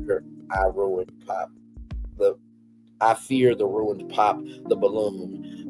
It was a lot going on. Didn't have any real song. Love Yvonne though. Hashtag Pop the Balloon live. Hashtag Pop the Balloon. You will not see me next week for Pop the Balloon. Hashtag Pop the Balloon. Hashtag Pop the Balloon live. This was trash. Yvonne, you did great, but where are the black people? And Johnny Banana calling black woman a monkey should not go unnoticed. What the fuck? Netflix? Let's keep going. Netflix, what the uck is this? Arlette Mooley and her man were able to build this with a camera, a single mic, and 10 red balloons. Y'all a whole $1 billion company, and this shit is trash. Damn. When you can reduce a whole $1 billion company to with a camera and a single mic and 10 red balloons, you really ain't shit. That comment hurt me, and I don't even work at Netflix, child. Netflix had gold in their hands. All they had to do was give Arlette and BM the platform to do a live version of the show. This version is not only inauthentic but corny. What's the point of being live? Feels like paid actors. Hashtag pop the balloon. This is a textbook example of taking something authentic and thinking it needs improvement. Hashtag pop the balloon. Hashtag pop the balloon live. Hashtag pop the balloon review. Too much talking. Everything feels loud. Too many reality show stars. Love lounge. Camera malfunctions. What? Too many weird microaggressions. 2 little black people. Archulette should have been the host, not one match. 3 out of 10. Go back to Tyler Perry's writing room. Oh my god. And Tyler's like, hey, I'm trying to launch Tyler Perry's Dreamers program for, film directors to create short films. I'm doing the Dreamers internship program. I'm about to create the Tyler Perry's Dreamer Content Creators program. Like, by the way, that last thing is not happening as of yet. I'm just putting it out to the universe because, internships for, college students and people in TV and film programs and directors who want to do short films, content creators happening because Tyler Perry's getting into the world of unscripted television. Really flabbergasted on how Netflix missed the mark. All they had to do was copy and paste that shit. Okay, so let me do this here. This is okay. Child. People are really feeling away. All right, here we go, y'all. Pop the Balloon Live, the only live dating show where singles test their chemistry and compete for a first date. Only one thing is certain: when their balloon pops, so does their chance at love. Tough crowd. I'm in for a good time. I'm Yvonne Orji, and this is Pop the Balloon Live. Tune in. We'll be there. Where will you be? Because it's live. That's how life works. Okay. So, with that being said, I want to bring somebody up here. Because, and I'm not going to blame Yvonne Orji for this. I'm not. There's a woman that's been doing this thing live, okay, for a very long time. Okay, so what we're not going to do, and I'm not blaming Yvonne Orji for this. I am going to blame Netflix a little bit. Here she is, Kendra G. She's doing a live after show right now, okay? Kendra G has been doing her thing with singles live on YouTube. Now she has Facebook, she has Instagram, she has YouTube. YouTube show is another level, right? And she has Kendra G singles live the day app. Eventually she will be doing the live shows on the app. But listen, here are, viral clips of the show. Now, this show is really live because drop the StreamYard link and you got live content, right? So Kendra G has been doing this for some years, okay? And here are her lives right here. Here are some lives right here, okay? So full episodes, everything else. So really, listen. If we're going to talk about the only live dating show, Kendra G's been doing it with, now of course, Kendra G has been on 107.5 WGCI FM Chicago, and she's been on Crown in the Black Network, and she's been, you know, in the TV world and the media world for a long time. So she has some backing to her. But she's also doing this on her own, right? So, y'all, Singles Live with Kendra G and Zach Book from time to time, it's bigger than Pop the Balloon Live on Netflix. I'm just keeping it up.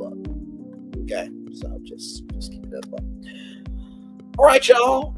Those are all of our destinations. We did that in 1 hour, 42 minutes, and 7 seconds. Not too bad there. Not too bad. By the way, you guys saw something earlier, and so I will play that for you now. So let me get that. I'm sorry, y'all.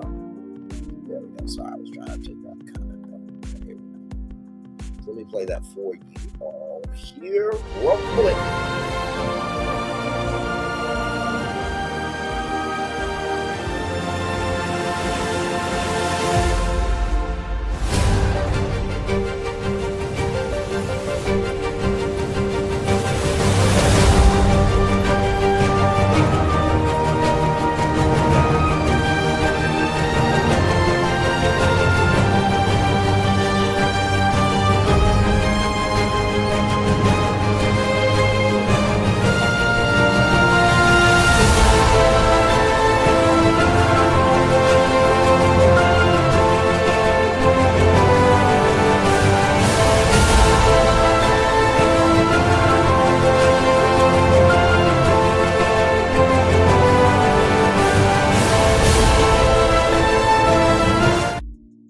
So that tour is happening right from this space right here and right now.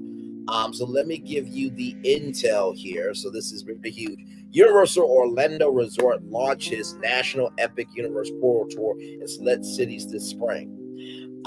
So this will be a one-of-a-kind epic experience directly for the fans. The centerpiece of the tour will be that gigantic 30-foot tall Kronos, a replica of the icon Epic Universe, and the gateway that guests will enter to experience the park's 5 incredibly immersive worlds: Celestial Park, Wizarding World of Harry Potter, Ministry of Magic, Super Nintendo World, How to Train Your Dragon, Island of Berk, and Dark Universe. As the tour makes its way through iconic locations in each city, guests will be invited to approach the mesmerizing portal structure to witness action-packed sequences that will celebrate the incredible adventures of the new theme park. Attendees will get the chance to take a photo beside the portal and can visit the structure at night for an awe-inspiring, spectacular night show with dynamic lighting, all-encompassing music. And I'm sure that show is just for this tour, but also may happen for Epic Universe. And by the way, the content creators and influencers have been going to Epic Universe, and y'all, the epic momentum is building to its highest crescendo, because it will be opening on May 22nd. For everybody else, it will be the, dedication day on May 21st, okay?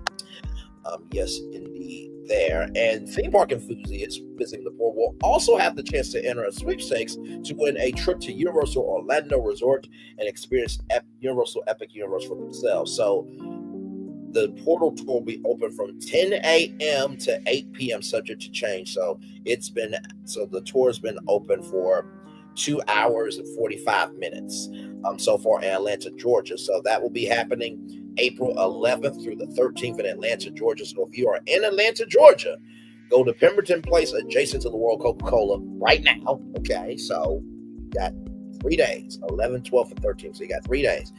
New York, you will be next, April 23rd through the 26th.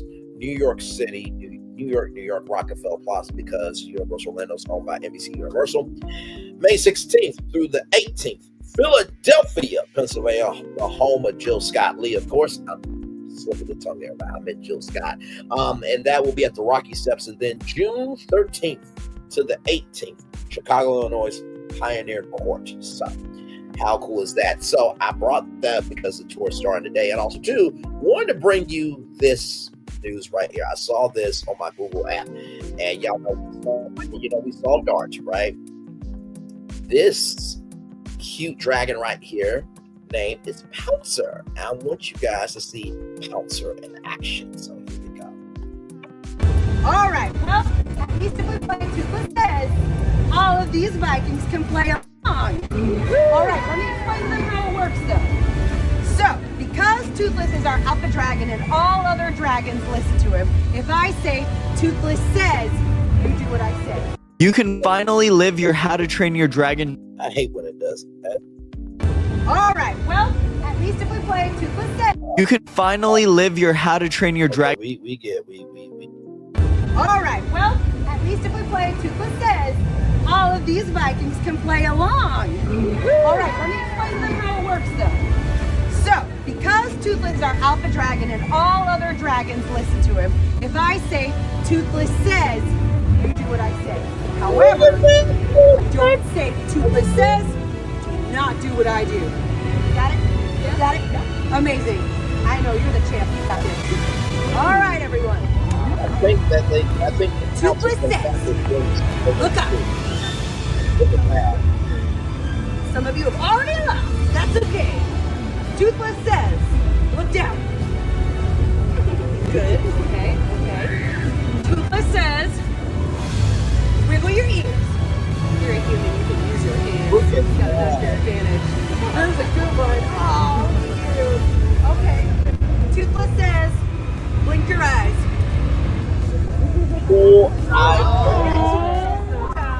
Look at that! Toothless Says, put your right foot in. Okay. Look at that! Oh, dragon knows their left from right, but some of you Vikings don't. Embarrassing. Put your left. No. Toothless Says, put your left foot in. Good job, Pouncer. Wow. Okay, here's my favorite. Oh my God, how cool is that, right? So wanted to bring that to you all. I'm gonna turn my camera now because we've done the whole show for an hour. Yes, we have. Y'all, that's our show. That's our show. That is our show. That is our show. Y'all. Like, my Lord Jesus, like, how cool was that? First of all, like I said, I think Epic Universe is really going to change the game for theme parks. Disney should be terrified. They should be running rampant. They should be screaming, what the fuck are we going to do? Because Epic Universe is going to whoop ass this summer. Believe you me, they will. When it comes to Netflix, like I said, if it ain't broke, don't fix it. It should have been a copy and paste of one of the commenters. And I just feel bad because, like, the show on Netflix should have fueled the YouTube channel. And now, really, y'all might have to cancel it. But hopefully that doesn't take away from the legacy that that black couple did, right? And I was talking about this on Clubhouse last night with my fellow collaborators, and I said the problem with Pop the Balloon is, at this point in life, who wants to be judged anymore, right? If you can find somebody who loves you for you, then why not? And I don't think anybody's existence should be defined, right, by a pop of a balloon. Okay? Now, I've seen the cousins on Kendra G's, singles live. They were saying nerd and this, that, and the third about me. But I am who I am. And some people, they don't know who they are, so they're going to pounce on people who do know who they are. Toni Braxton,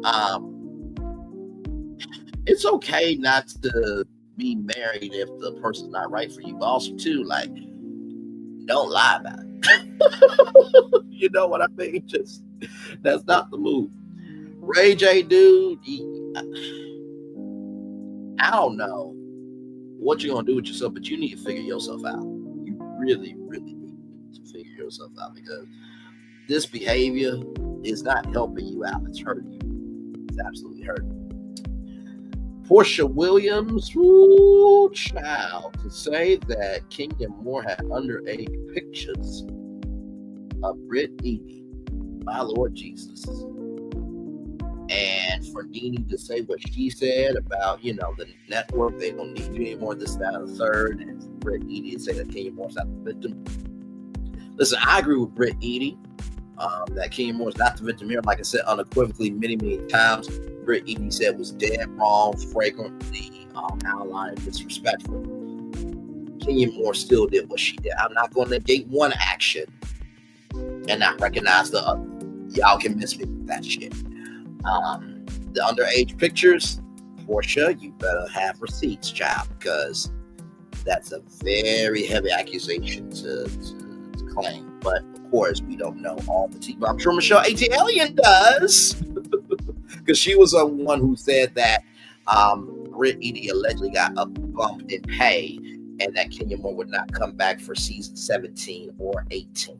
Right, so there is that. The Fyre Festival that DJ pulling out, I'm not surprised by it.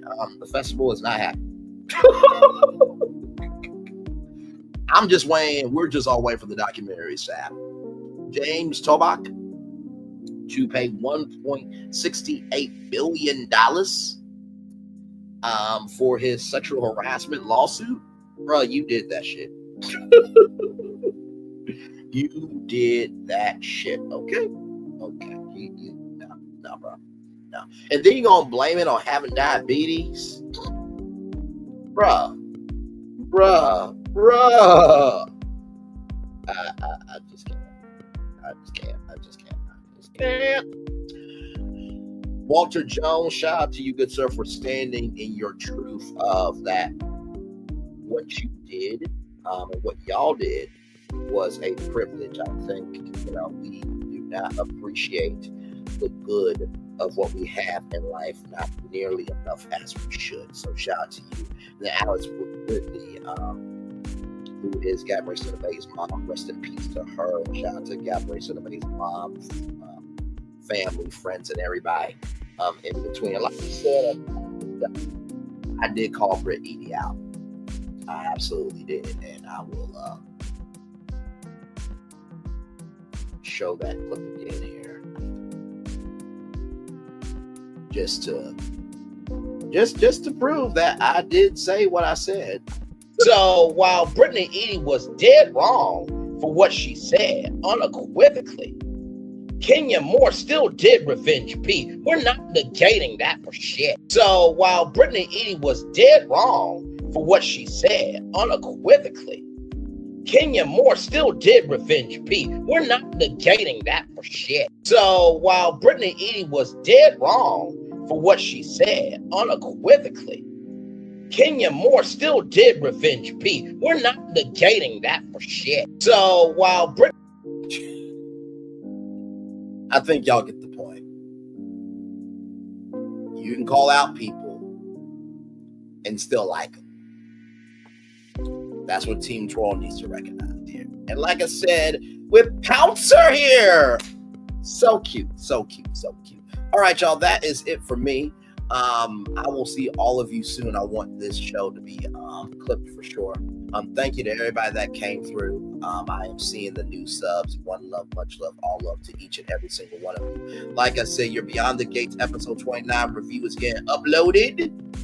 Your Beyond the Gates episode 30 is getting uploaded, and I have two more episodes to do, and then those will be uploaded. So you will be caught up for all 4 episodes. Okay.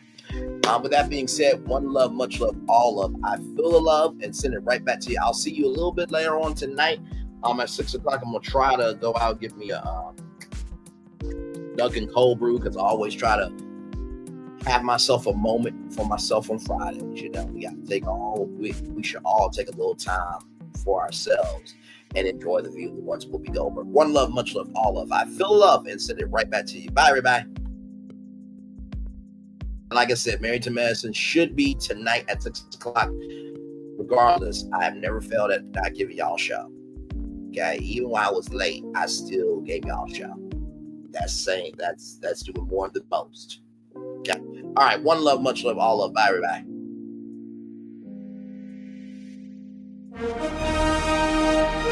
Prepare for a journey beyond imagination,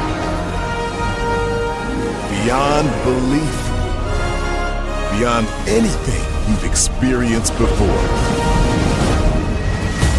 Universal Epic Universe, a new theme park where you'll step through extraordinary portals to 5 immersive worlds. Prepare for a cosmic voyage of discovery, an isle of fire-breathing excitement, a shadowy world of monsters and mystery, new wonders in the wizarding world, and a new way to play. Plus the splendor of a magnificent resort hotel overlooking the park. It's all new excitement at Universal Orlando Resort. A week's worth of vacation thrills with 4 amazing theme parks, a variety of spectacular themed hotels, and incredible dining and entertainment. It's all at Universal Orlando Resort, where you'll find new adventures every day. Explore the astonishing worlds of Universal Epic Universe at Universal Orlando Resort.